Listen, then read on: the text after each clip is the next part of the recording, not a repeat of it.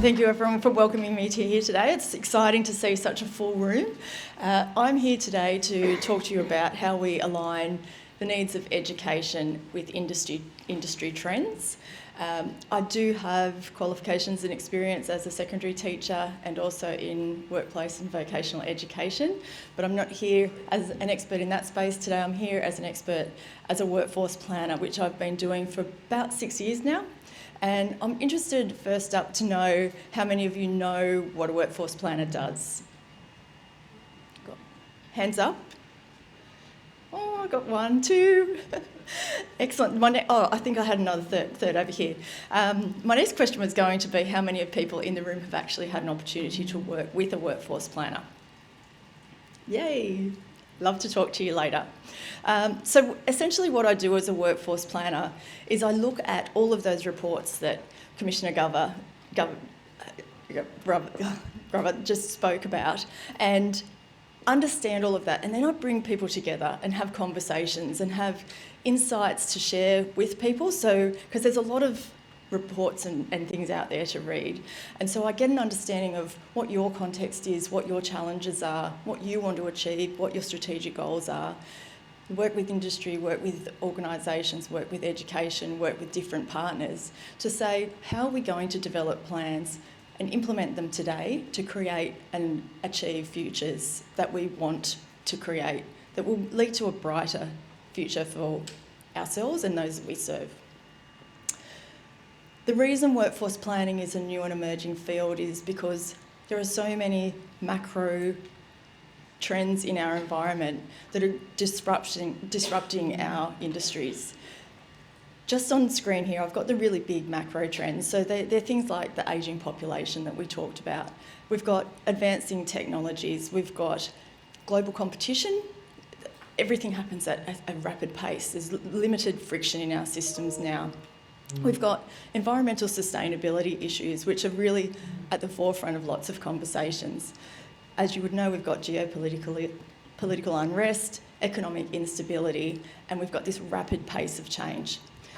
That's all creating this environment where we as educators, or you as educators, are having to solve problems and fill this skills gap that Professor Rissi spoke about, when we don't necessarily know what that future is going to look like. My question to I have a podcast called The Reimagined Workforce, and I always ask my guests what their reimagined workforce looks like. I love it. It's my favourite question, and it's the guardrails that we have to create a vision for what that looks like. Now, personally, for me, that's a workplace, a workforce that comes alive. They've got that aspiration to achieve something meaningful for them in their careers. They feel like they make a difference. And the most important thing is that they love learning. So they come to work, they build their own careers, they're self-directed because they have the skills and capabilities to take their own paths. At the end of the presentation, if we have time, I'd really love to ask a couple of you to share with me what your reimagined workforce looks like. It gives us that direction, that vision, and it determines the actions that we take today to create that reimagined workforce in the future. On the skills gap, Deakin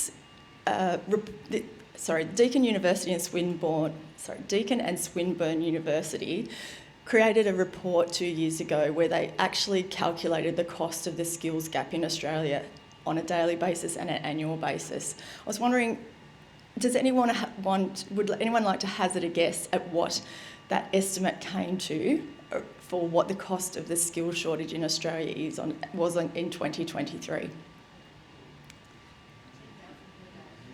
10,000 per day? Anyone else? Thank you for that contribution. Doesn't matter if you're off. We need to be braver. $5 billion a day? Per year? Oh, very good. So let me tell you, it was $9 million per day. So we're going to lose $9 million per day, probably more now because we're 2 years post that report, which equates to $3.1 billion per year. And I ask you to think about that. If we here were able to bridge that gap, what that might look like if that money was available to be reinvested into health, into education, into transport.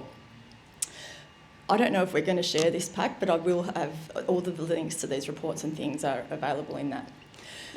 Now, you're probably all familiar with the World Economic Forum Future of Jobs report. The most recent one was released for 2025, and it contains this long list of skills that are going to be in high demand over the next 5 years. Now, we can look at that, and that is based on trends and things like that, but we're only looking 5 years into the future. That's a good starting point. But what I would challenge you is to think about, I'll come back to that, what the future might look like beyond that 5 years, how things are going to shift. We just heard about the Gen AI report. I cannot wait to get my hands on that and give it a read. What do you think, Matt? How was it? Yeah, enlightening? Yep. Because I'll talk about this in a moment, but what I'm seeing is not a lot of change happening with Gen AI. It's not living up to its promise just yet, and that's really interesting for educators to know, well, hang on, if you were doing this 12 months ago, you would have thought we've got to prepare for a dramatically different future, but we're not seeing that play out. Big challenge for educators. So what I do as a workforce planner, I provide tools to assist people to think about what the future might look like. None of us has any certainty over what that future looks like, but there are signals around that would help us to have a think about that vision. This one is called the Three Horizons Framework. Has anyone seen this before? Okay, so it's called, thank you, Three Horizons Framework, but interestingly there's actually 4. Goodo. So Horizon 1 is business as usual. It's today, it's the systems that we're operating within. When we're doing a workforce plan, that is what we're thinking about. It might be rostering, it might be recruitment. It's what we're doing today. But what we want to do is actually get to Horizon 3. This dramatically different future. It's radical. It could sound like science fiction. But we want to encourage people to think about what might that look like. The way we do that is we move through different horizons, and I'm going to share with you, on my podcast I had a guest called Helen Finneran, and she's a health workforce planner in Victoria, and she shared with me a really good example which brought this framework to life. So she talked about in Horizon 1, so that's today, in the health system we have medical specialists who are called gastroenterologists, and part of their role is to conduct scoping, which puts a camera into a person's throat to detect health issues. That person is highly trained. They have gone through a decade of training and education, or at least, to be able to perform that task. That's Horizon 1, that's the experience that we have today. If we really want to innovate and do things differently, because the investment in training a gastroenterologist is high, the number of gastroenterologists we have in supply might not be able to meet the trajectory that we're on, we need to think, how might we solve this problem? So that might be by introducing what's called a nurse endoscopist. So that is a fully qualified nurse who has completed additional training, so they are able to perform this, and that means the gastroenterologist is able to perform other things and free up the workforce supply. That is Horizon 2 minus, because it's still operating within the current system. It's moving outside of it, but really, if we don't do anything more, it's likely that we will stay within the current system. What we need to do is push those boundaries and operate outside of the system. Think about that. This example would be a ingestible diagnostic. So a small camera that is swallowed by the patient, it goes through the body, it takes images, and that gets sent to a computer and is read by a technician, who then is able to diagnose what may or may not be wrong with the patient, so a treatment plan can be developed. This is operating outside of the system. And this is where I want you to think about, what does that mean for education pathways? What does that mean about the number of people we have to train in terms of, do we need more or less gastroenterologists, nurse endoscopists, and potentially more technicians? Further to that, if we keep going along into Horizon 3, this, remember, has to feel like science fiction. So imagine if we had a world where those ingestible diagnostics were actually nanobots that went through your system and repaired the damage for you. And so we had this preventative system, so we didn't need as many medical professionals because we were actually preventing disease and illness from happening. These are the types of things I think us as educators and workforce planners need to come together to think about. So as we're developing the training pathways and bringing those people into our education system who are going to be able to thrive in the future, because we understand what that future might look like. This is another tool that I use called the Futures Cone, and this is another way I help people to think through outside of the realms of what we think is possible today. So if we travel along the Futures Cone at a horizontal, it's the trajectory that we're on now, and it's likely that the one that's most likely to happen if no change occurred. But we all know that change is possibly the most constant in our world today, and we really need to think about what other futures might be possible. And the reason we need to do that is because I think, especially with young people, especially with people who we're educating, we need to allow them to dream that they can create the future, that they don't just have to accept the future that is laid out ahead of them. So how can we bring people into STEM, and help people innovate and see different futures? I had a really good fortune a couple of years ago to work with a health system, and we went into schools and we asked kids, what is your health system going to look like in 20 years' time?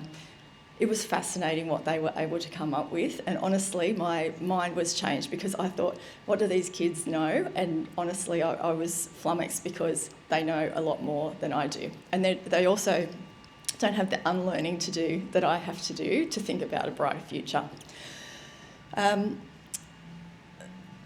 Then what we do, once we have that vision in mind, so that reimagined workforce, we know the path that we need to take, and then we take what I call mini monumental moments. So there's small, what seem like insignificant actions that we take that will take us on a different trajectory into the future that we want to create. Has anyone seen the Cognitive Bias Codex? There's a link here. I love it. It's beautiful, and this is actually interactive, and I would really encourage you to go and Google Cognitive Bias Codex if you haven't used it. But what it is, it's a bit of a devil in disguise because I think it looks beautiful, but it's actually about over 200 reasons that our brain plays tricks on us and prevents us from being innovative because we've got all these underlying assumptions. So I'll give you an example. A few years ago, you probably remember, we had a really difficult time. It was early 2023. We had a massive critical teacher shortage. Lots of my friends, for example, their kids were in classes that were collapsed on a regular basis, and we were looking at, well, how do we solve this problem of this critical teacher shortage, given that the training time for a teacher is many years. We saw after COVID that many people left the profession quite exhausted, and there was a lot of research saying that teachers felt that the administrative burden was taking them away from the profession that they loved. And so they felt that they couldn't do what they wanted to do anymore, so they were leaving. So the solution that we proposed was we developed a Certificate 3 in business, customised for education, that enabled school administrative staff to take on more responsibilities that teachers did that didn't require a teaching qualification. Now, I tell you this story because when I say that, I wonder how many of you are sitting there thinking, that won't work. That can't happen because X, Y, Z. And what I would encourage you to do is remember, when we're thinking about the future and we're designing for what we would like the world to look like, that your brain will tell you a whole lot of reasons why that can't happen. And I encourage you to acknowledge it, challenge it, test it, go out and ask other people about it, research it, and do it anyway, and see what happens. Because we did, and it worked. Peter Drucker, has anyone heard of Peter Drucker? Culture Eats Strategy for Breakfast guy. He said, and I'd like you to all really think about this, the greatest danger in times of turbulence, which is what we're experiencing now, is not the turbulence itself, but it's trying to act with yesterday's logic. So when we're designing education and when we're engaging students, I really want us to think through who are the people we're designing for, and what is the system we need to create for them. Mark McCrindle and Ashley Fell are social demographers, and you may or may not have heard of them, but they do a lot of research into trends.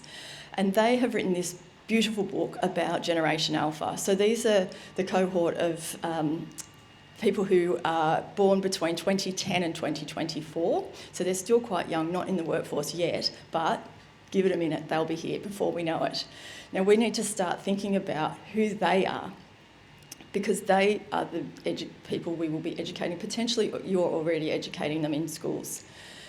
They're the most formally educated of any cohort that in history, most materially endowed, most technologically immersed. They are digital natives. You will probably know all of this. They are surrounded by devices. They use them to entertain, to educate, and distract themselves. This cohort, and I don't think they're alone, I've got really short attention spans.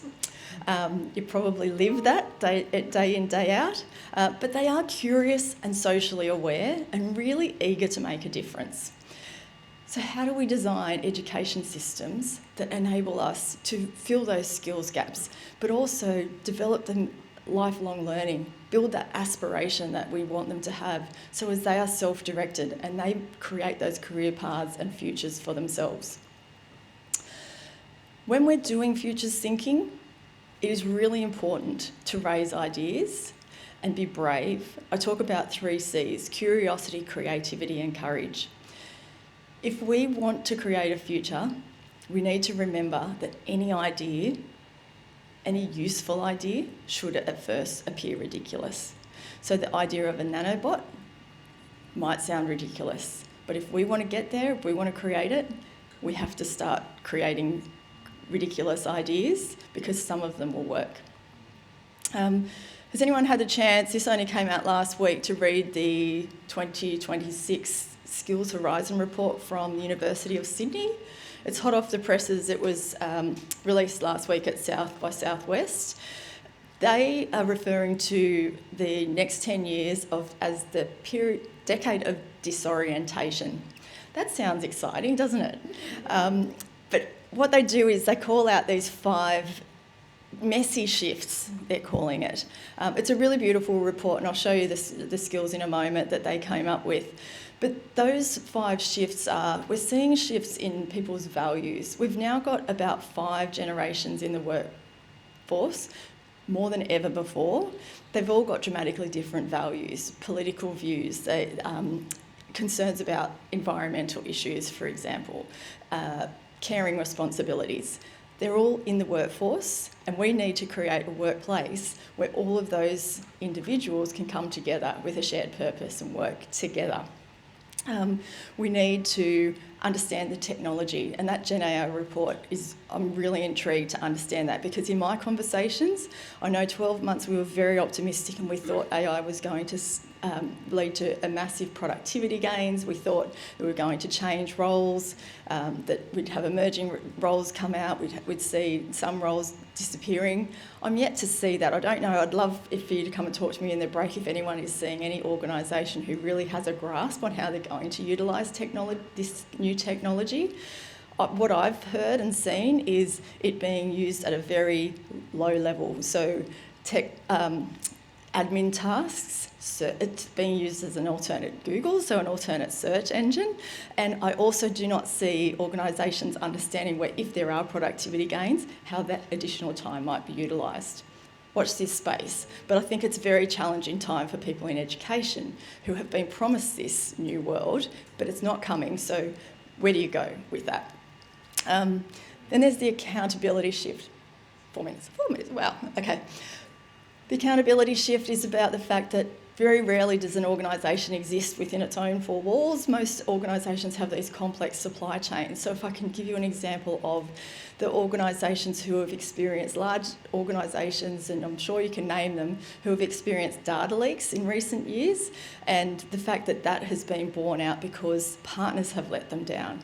But people within organisations need to realise that their partners are just an extension of their organisations, and they need to be able to work with their partners to ensure that their standards of accountability are upheld.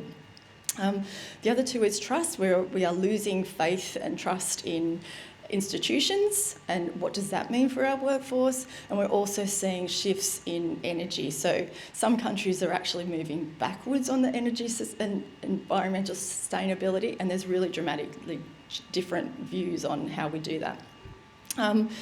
This report is available. I won't go into it because I'm sure it's a great read, and I do want to ask people about their reimagined workforce. Essentially, though, there's three horizons in this report. The first is what we need now. The next is where we should be developing. And the third one is what's emerging. So all of these are indicators of where we could be focusing our attention. Current problems I see about reskilling up work, so this is in the workplace, is that understanding what the skills gap is when the world is changing. How do we know what those skills are that we need to develop? That people need to unlearn. So there's lots of learning that has occurred, but in a world that's changing all the time, how do we help people unlearn so they can relearn? Change is happening all the time to people in organisations, and there is a lot of change fatigue going on. So people who are being asked to change just do not have the energy to do that anymore. Time spent learning is not always valued in workplaces. I know as a freelance instructional designer, one of the things that my clients would always ask for is, can you do this, develop all these capabilities, and can you do it in the least amount of time possible? Because really, we view learning as a waste of time that's taking us away from being productive. If we could change that narrative, I think we would have a huge paradigm shift in how we look at performance. AI is reducing entry-level jobs, so what happens when AI is able to do all those jobs that maybe our graduates did? How do we then build a pipeline? How do people develop into middle managers if they're not actually given those opportunities to enter at a low level? Now,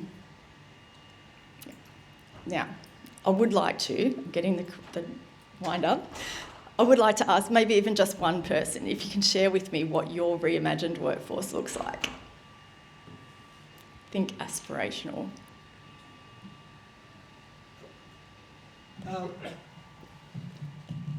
Thank you. My idea when I talk about teaching and the use of artificial intelligence, and it's one of those things that we just haven't grasped. And just showing my age, I started teaching before the internet. And back then there was this great big problem that people said, students will just copy things. And I thought, but you can copy from a textbook. What we've got to do is make sure that students have now got those skills to be able to use it, because they'll use it when they leave school. Yeah, thank you.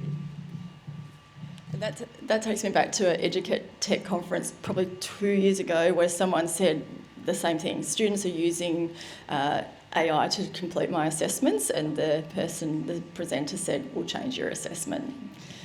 All right, anyone else want to tell us about their yes?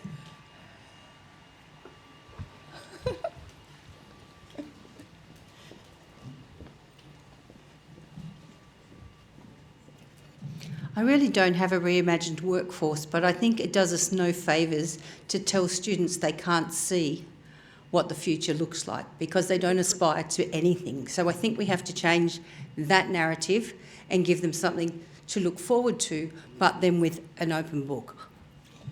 And I love that, and what my argument would be, and in my book that I've got up here, I've got some copies if anyone would like it, is that it's not about seeing what the future is going to be, but it's actually being at the heart of creating it and giving them the belief and the mindset that if you have these tools and look around and look internally too about what you care about, you can actually create that future, or at least be a part of it. Can I just say one thing too about the person who asked, how do we get funding? That, as a workforce planner, if you need a business case, you need to go to industry with here's how we help you, rather than industry, can you come and talk to our students, and create a problem that they can solve together. So go to industry and say, we've got all these students who care about something and they want to help you to solve that problem. That's how you'll build that partnership. That's how you'll get that funding. That's how you'll get that commitment. And I can pretty much guarantee you that those kids will develop a passion for learning way beyond what they would receive it maybe in another learning format. All right, thank you very much.